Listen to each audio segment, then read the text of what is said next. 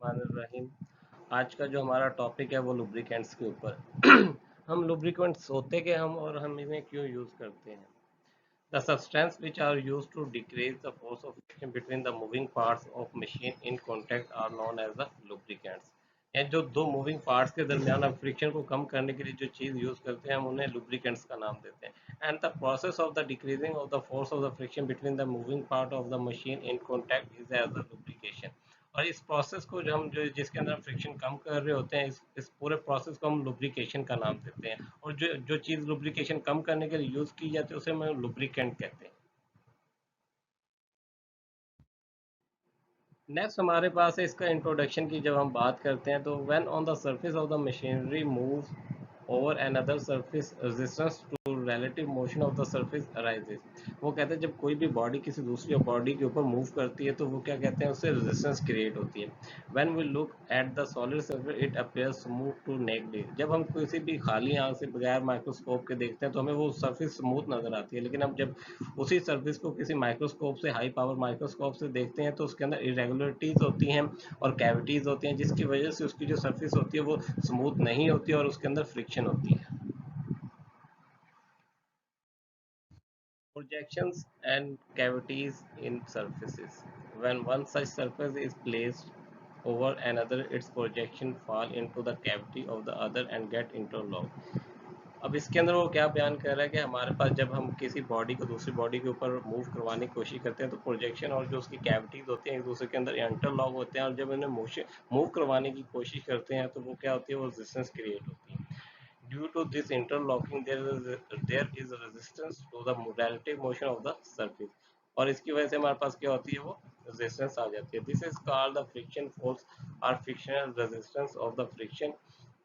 In due course of motion, the old projections get broken and deformities arise। और वो कहता है जो इंटरलॉक होती है सरफेस एक सरफेस दूसरी सरफेस के ऊपर तो जो पहले वाली जो चीजें होती हैं वो जब आप मूव करवाने की कोशिश करते हैं तो उसकी सरफेस वो चेंज होती है, फिर वो इंटरलॉक होती है और उस इंटरलॉक को तोड़ने के लिए हम क्या करते हैं उसे दो जो फोर्स लगाते हैं तो उसके अंदर डिफॉर्मिटीज और पैदा हो जाती हैं। नेक्स्ट हमारे पास फ्रिक्शन की फ्रिक्शन होती है। Friction may be defined as the opposing force that is set up between the surface of contact when one body move over the surface of another body. वो कहते हैं जब एक बॉडी दूसरी बॉडी के ऊपर मूव करती है और जो फोर्स जो उसे मूव नहीं करने देती वो फ्रिक्शन फोर्स होती है। अब देखें फिगर के अंदर हमारे पास एक मटेरियल मटेरियल वन है मटेरियल टू है। ये इसे एक दूसरे के ऊपर हम मूव करवाने की कोशिश कर रहे हैं लेकिन इन दोनों का जब मूव करवाएंगे तो फ्रिक्शन होगी। उस फ्रिक्शन को कम करने के लिए हम जो चीज़ यूज कर रहे हैं उसे हम लुब्रिकेंट का नाम दे रहे हैं। नेक्स्ट हमारे पास friction the friction force oppose the relative motion between the moving part of the machine, therefore extra energy has to be spent to overcome the friction which increase the expenses of energy। साफ ज़रा कि जब हम एक चीज़ को दूसरी चीज़ के ऊपर मूव करवाने की कोशिश करेंगे तो फ्रिक्शन आ जाएगी। तो उस फ्रिक्शन को ओवरकम करने के लिए हमें और ज़्यादा फोर्स लगवानी पड़ेगी जिसकी वजह से एनर्जी ज़ाय होगी हमारे पास। The friction between the moving part of the machine also produce heat which causes the damage to the machinery. और आपको पता है जैसे मूव करवाने की फ्रिक्शन की फोर्स है जो फोर्स लगाए तो उसकी वजह से हीट क्रिएट होगी और हीट की वजह से क्या होगा वेयर टेयर होगा और जो हमारी मशीन होगी वो क्या होगी उसकी एफिशिएंसी एक तो कम होगी और दूसरा वो बहुत जल्दी खराब हो जाएगी। हमारे पास फंक्शन ऑफ द लुब्रिकेंट्स। सबसे पहले हमारे पास lubricant avoid the damage of the moving part of the machine by minimize the production of heat. सावधान जब आप लुब्रिकेंट यूज करेंगे तो सबसे पहले क्या होगा कि उसकी जो प्रोडक्शन हो वो हीट होगी वो कम होगी जिसकी वजह से हमारे पास जो मशीनरी वो सेफ रहेगी। नेक्स्ट हमारे पास पार्ट टू है। इसके अंदर वो बयान कर रहा है कि lubricant reduce the wear and tear of the machining part by keeping the moving part of the machine apart. वो क्योंकि दोनों पार्ट्स के दरमियान अब लुब्रिकेंट आ जाते हैं तो उसकी वजह से उनका जो कॉन्टैक्ट होता है वो एक दूसरे के साथ नहीं रहता तो वेयर टेयर भी कम होगी। Lubricant reduce the maintenance and the running cost of the machine. जब लुब्रिकेंट यूज करेंगे तो जब उसकी मशीन की लाइफ भी बढ़ जाएगी और उसकी जो रनिंग कॉस्ट है वो भी कम होगी। Lubricant act as a coolant because it reduce the production of heat between the moving part of the machine in the contact। जैसा कि आपको पता है कि वो फ्रिक्शन फोर्स होती है, फ्रिक्शन फोर्स को लुब्रिकेंट से कम हो जाती है जिसकी वजह से हमारे पास उसकी जो हीट है वो कम होगी। तो ये जो लुब्रिकेंट है एज ए कूलेंट का भी रोल अदा करेंगे ये इसके अंदर हमारे पास फ्रिक्शन के तौर पर। जब फ्रिक्शन होगी उसके लिए हम लुब्रिकेंट यूज करेंगे तब। नेक्स्ट हमारे पास नंबर 5 पे है, lubricant increase the efficiency of the machine by reducing the loss of energy. By using the lubricant, the relative motion of the moving part of the machine becomes smooth and nice level of the running machine reduces. क्योंकि हमारे पास जब lubrication आपने देखा होगा, जब गाड़ी होती है उसके बेरिंग वाश कर रहे होते हैं तो उसमें कहते हैं कि बेरिंग तो खराब हो गया, उन्हें ग्रीस की जरूरत होती है। ग्रीस बेसिकली जो आपका लुब्रिकेंट का काम करता है। Lubricant also act as a corrosion preventer. आप जब लुब्रिकेंट ऐसे कुरियन को भी से बचाता है, यानी कि हमारी जो चीज़ें जिन्हें जंग लग रही होती है, अगर हम वहाँ पे लुब्रिकेंट यूज़ करें तो वो जंग लगने का अमल जो होता है वो ख़त्म हो जाता है। नेक्स्ट हमारे पास पॉइंट है, lubricant also act as a seal in the piston.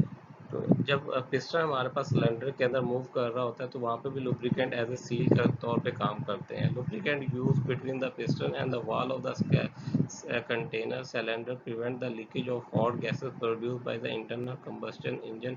I mean it act as a seal. Figure के अंदर आप देख सकते हैं कि हमारे पास ये पिस्टन है, जिसके अंदर आप ये कर्व्स नज़र आ रही हैं, और वो सील रिंग आपको नज़र आ रहे हैं, और मेटिंग रिंग्स, और ये प्राइमरी रिंग्स। और बेसिकली ये जो आउटर साइड पे है ये हमारे पास सिलेंडर है, और ये पिस्टन इसके अंदर मूव कर रहा है, और यहाँ पिस्टन और सिलेंडर के दरमियान ये क्या हमारे पास लुब्रिकेंट एज ए सील के तौर पे काम करता है। Mechanism of the lubricant है या types of the lubrication है। In order to lubricate a machine we have to keep in mind the condition under which the machine is running। और हमारे पास there are three types of mechanism by which the lubrication is done। हमारे पास तीन तरह की mechanism जिससे हम lubrication करते हैं। नेक्स्ट हम स्लाइड में हम उसे देख लेते हैं। इन तीन टाइप्स की लुब्रिकेशन की बात की थी, उसमें सबसे पहले हमारे पास hydrodynamic or fluid film or thin film lubrication है। नंबर टू हमारे पास boundary lubrication or thin film lubrication है, और थर्ड हमारे पास एक्सट्रीम प्रेशर लुब्रिकेशन। ये तीन हमारे पास टाइप्स हैं लुब्रिकेशन की, मैकेनिज्म लुब्रिकेशन की। बात करेंगे हाइड्रोडायनामिक और फ्लूइड फिल्म और थिक फिल्म लुब्रिकेशन की। This type of lubrication is done in those cases where liquid lubricants having minimum viscosity, यानी कि हमारे पास जो विस्कोसिटी हो वो बहुत कम हो, under working condition and are used, and at the same time it should remain in place and separate the moving or sliding part of the machine। और जो मूविंग और स्लाइडिंग पार्ट है वो एक दूसरे से अलग है, यानी कि दो चीज़ें मूव कर रही हैं तो दोनों का फिजिकल कांटेक्ट नहीं होना चाहिए, उन दोनों के दरमियान हमारे पास क्या होना चाहिए, लुब्रिकेंट होना चाहिए। स्लाइड में हमारे पास मुख्तलिफ एग्जांपल्स हैं, जिसके अंदर हमारे पास आप देख सकते हैं कि दोनों चीज़ें हैं, दोनों चीज़ों के दरमियान में हमारे पास फ्लूइड हर फिगर के अंदर फ्लूइड मौजूद है। जो फ्लूइड है वो बेसिकली एक लुब्रिकेंट है जो दोनों सर्फेसिस को एक दूसरे से अलहदा रखा हुआ है। बेसिकली उनका फिजिकल कॉन्टैक्ट नहीं होता, जिसकी वजह से हमारे पास फ्रिक्शन नहीं होती, फ्रिक्शन बहुत फोर्स बहुत कम होती है, और वेयर टेयर नहीं होता, और नॉइस आवाज़ भी नहीं होती हमारे पास। In the fluid film lubrication, the liquid lubricant fills the grooves or irregularities of the sliding surfaces and forms a thick layer in between so that there is no direct contact between the sliding surfaces।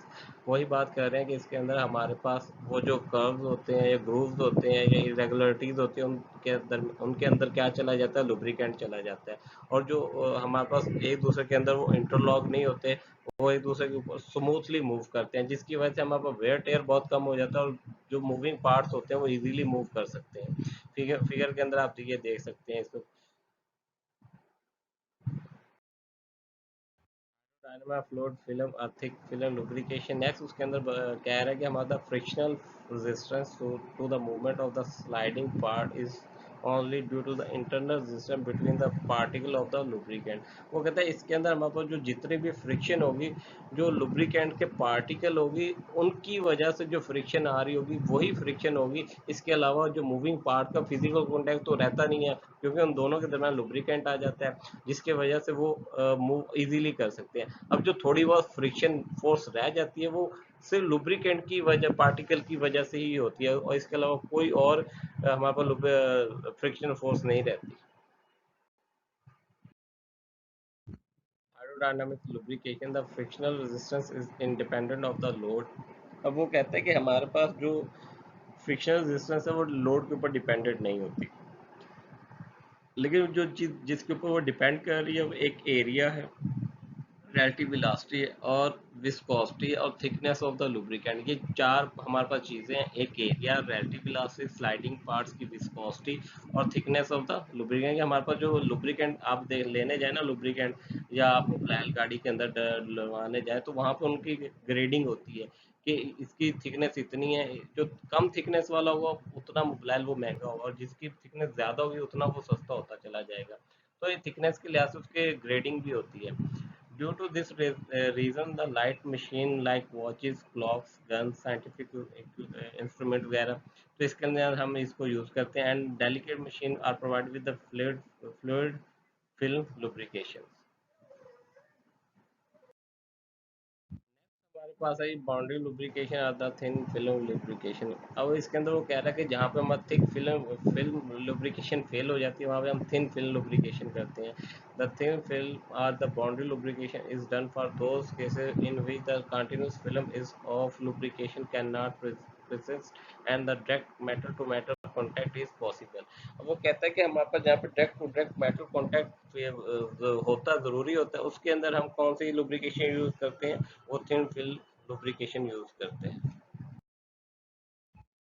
अब इस figure के अंदर हमारे पास boundary lubrication की example है कि हमारे पास जो आपको ये फिगर के अंदर स्टार नज़र आ रहे हैं, तो यहाँ पर हमारे पास कौन सी लुब्रिकेशन की गई है, यहाँ पर हमारे बाउंड्री लुब्रिकेशन की गई है। जब यहाँ पे ये वो मूव करती है तो वो फिजिकल कांटेक्ट होता है, लेकिन ये है कि वहाँ पे उसकी पूरी बाउंड्री के ऊपर एक लेयर बना दी जाती है जो कि मूव करते हुए उसको इजीली मूव करती है, और हमारे पास जो फ्रिक्शन फोर्स होती है वो कम हो जाती है।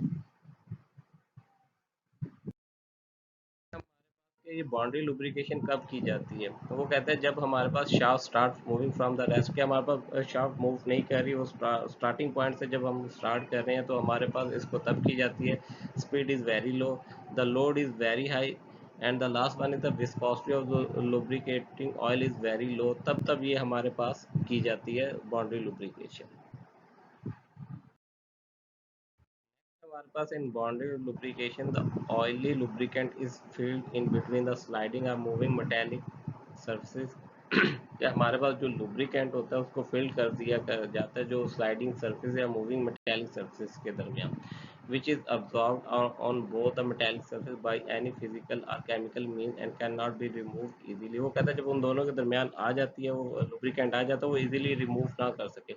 The absorbed lubricant from two thin layer between the sliding metallic surfaces and avoid the direct metal to metal contact. अब वो क्या काम करता है लुब्रिकेंट के, हमारे पास जो मेटल दोनों मूव कर रही होती है उन दोनों का फिजिकल कांटेक्ट ना हो सके, और हमारा जब फिजिकल कांटेक्ट नहीं होगा, फ्रिक्शन नहीं होगी तो हमारे पास एनर्जी का लाभ भी नहीं होगा, लॉस भी नहीं होगा, और हमारे पास जो एफिशिएंसी है मशीन की वो भी इंक्रीज हो जाएगी।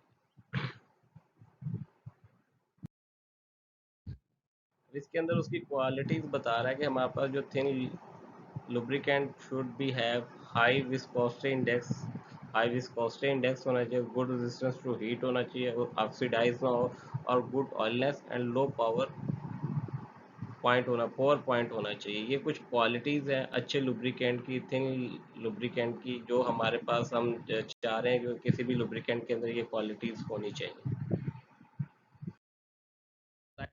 वार्ता बता रहा है कि कहाँ कहाँ से हम बाउंड्री लुब्रिकेशन जो हम गेन कर सकते हैं। हमारे पास वेजिटेबल और एनिमल ऑयल और सोप्स हैं, उसके अंदर हमारे पास ग्रेट जो काफ़ी मकदार में होती है। दूसरा है हमारे पास ग्रेफाइट है, मोलिब्डियम और डिस सल्फेट ऑयल है, इसके अंदर हमारे पास होती है। और these lubricant form a thin film of the metallic surface which reduce the friction and can bear compression as well as the high temperature। ये एक तो कंप्रेशन बेयर कर सकते हैं, दूसरा हाई टेम्परेचर बेयर कर सकते हैं, क्योंकि साथ जब मूविंग पार्ट्स होती है, कोई चीज़ मूव कर रही होती है, वहाँ पे टेम्परेचर हीट होती है, फ्रिक्शन होती है, फ्रिक्शन साथ जगह होगी वहाँ पे हीट या टेम्परेचर होगा। तो हमारे पास लुब्रिकेंट का काम यही होता है कि मैक्सिमम हीट को बेयर कर सके, टेम्परेचर बेयर कर सके, और कंप्रेशन को बेयर कर सके, वहाँ से वो लीक ना हो। नेक्स्ट हमारे पास है for the boundary lubrication the lubricant molecule should possess this property. एक तो वो कहते हैं कि हाइड्रोकार्बन जो है वो लॉन्ग चेन होने चाहिए, और दूसरा कह रहा है कि उसके अंदर एक्टर पोलर ग्रुप मौजूद होने चाहिए, क्योंकि हमारे पास अगर वो एक्टर पोलर ग्रुप मौजूद होंगे तो जो वो हाई प्रेशर को बेयर कर सकेंगे। ये दो पॉइंट्स हैं हमारे पास, एक लॉन्ग चेन हाइड्रोकार्बन हो और दूसरा एक्टर पोलर ग्रुप उसके अंदर होने चाहिए। वन हमारे पास है एक्सट्रीम प्रेशर लुब्रिकेंट, जहाँ पे बहुत ज़्यादा प्रेशर, बहुत ज़्यादा हाई स्पीड हो, वेलोसिटी हो, वहाँ पे हम जो लुब्रिकेंट्स यूज़ करते हैं उन्हें हम एक्सट्रीम प्रेशर लुब्रिकेंट्स कहते हैं। द फास्ट मूविंग और sliding metallic surface under very high pressure produce a large amount of heat and temperature become very high. At high temperature, the ordinary liquid lubricant decompose or even vaporize at such a high temperature and fail to stick over the metallic surface. To face such condition, extreme pressure additives are added to the mineral oils. तो mineral oil के अंदर हम कुछ चीज़ें ऐसी add कर देते हैं कि वो एक्सट्रीम प्रेशर को बेयर कर सकें, हाई टेम्परेचर को बेयर कर सकें, और हमारे पास ऐसी कंडीशन के लिए वो यूज़ हो सके। तो इस स्लाइड के अंदर वो हमें बता रहे हैं कि कौन कौन से हमारे पास हाई एक्सट्रीम प्रेशर एडिटिव्स हम ऐड कर सकते हैं मिनरल ऑयल के अंदर। वो हमारे पास क्लोरीन है, सल्फर है, फास्फोरस है। ये जो हमारे पास रिएक्ट करते हैं मेटल सरफेस के साथ और मेटेलिक क्लोराइड बनाते हैं, जिसकी वजह से हमारे को एक्सट्रीम प्रेशर को बेयर कर सके। और लास्ट वन है हमारे पास एक्सट्रीम प्रेशर लुब्रिकेशन है। वो कहते हैं कि जब जो मिनरल ऑयल के अंदर हम एडिटिव्स बना डालते हैं, उसकी वजह से सल्फाइड्स और फास्फाइड्स बन जाते हैं, जो सरफेस के ऊपर बन जाते हैं, और ये दोनों चीज़ें, ये सल्फाइड और फास्फाइड गुड लुब्रिकेंट्स का काम करते हैं, और इसकी वजह से हमारे जो फ्रिक्शन होती है वो कम हो जाती है, और हमारे को मशीन की जो लाइफ है वो इंक्रीज हो जाती है, और नाइस मूविंग पार्ट्स की जो आवाज़ होती है वो भी कम हो जाती है। अब ये हमारे पास लेक्चर है आज का लुब्रिकेशन के लिहाज से और फ्रिक्शन के लिहाज से, तो ये कंप्लीट हो गया।